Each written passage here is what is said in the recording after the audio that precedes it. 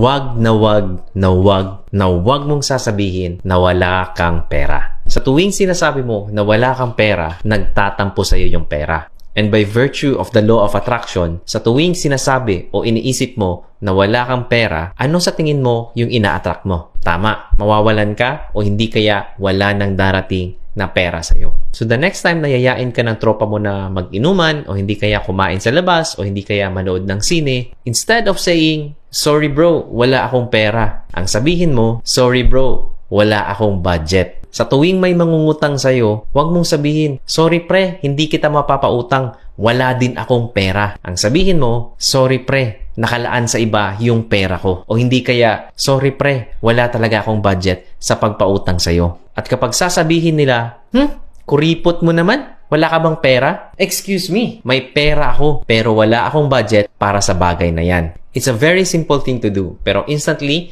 nagbabago yung mindset mo from a mindset of emptiness